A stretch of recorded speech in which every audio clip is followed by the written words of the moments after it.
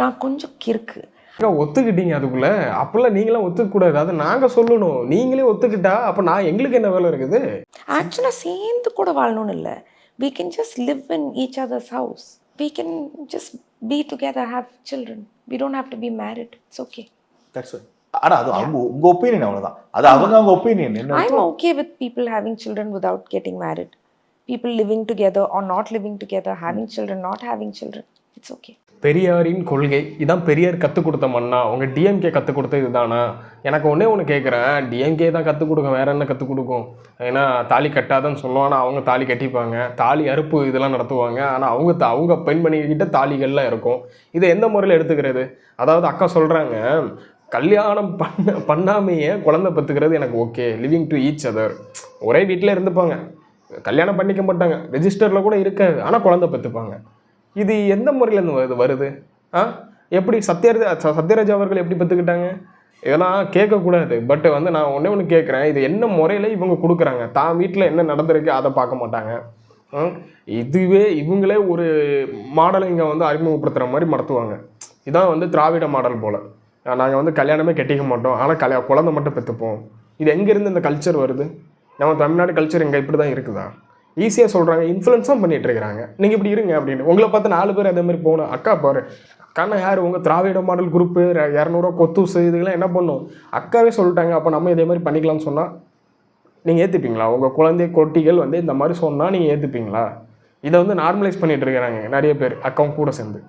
என் முதல் அடையாளம் புரட்சி தமிழன் சத்யராஜன் மகள்.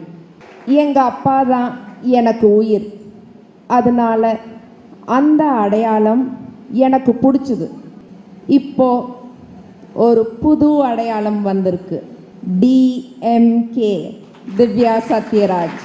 திமுக திவ்யா சத்யராஜா இருக்கிறதுல நான் ரொம்ப கர்வப்படுறேன். அது முதல் அடையாளம் புரட்சி தமிழன் அவர்களுடைய சத்யராஜா அவர்களோட மகள் அப்படின்னு சொல்கிறாங்க. புரட்சி தலைவன் சொல்லிட்டு பட்டம் எவன் கொடுத்தான்?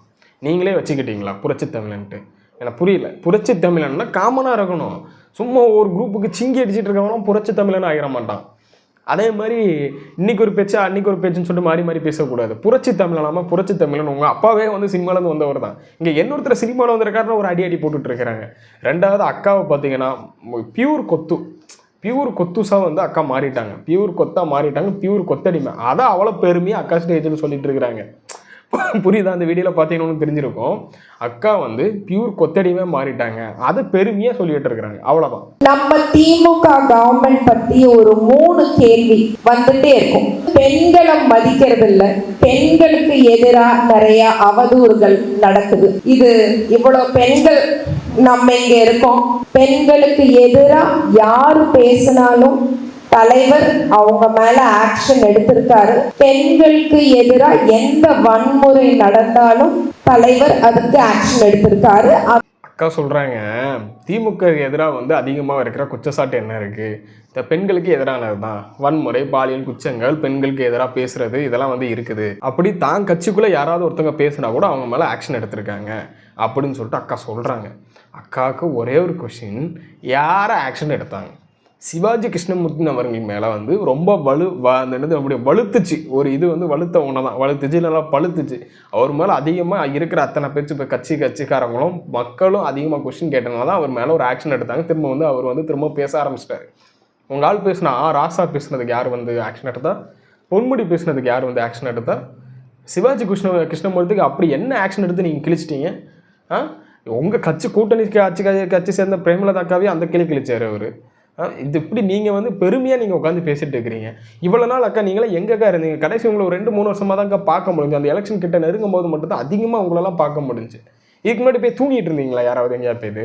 நான் கேட்குறேன், இந்த இப்போ திடீர்னு புதுசாக முளைச்ச அந்த காலம் மாதிரி உட்காந்து பேசிட்டு இருக்கீங்களா? நீங்களாம் எங்கே போயிருந்தீங்க? அவ்வளோ சிங்கி அடிக்கிறீங்க.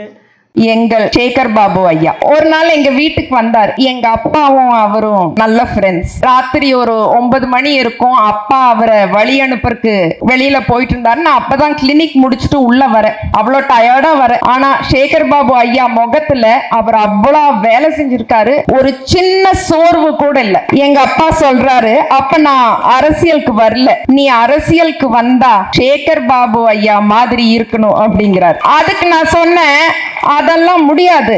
எப்படி ஒரே சூரியனும் ஒரே சேகர் பாபு ஐயா தான் இருக்க முடியும், அவர் மாதிரி யாருனாலையும் ஆக முடியாது. கரெக்டு தான்.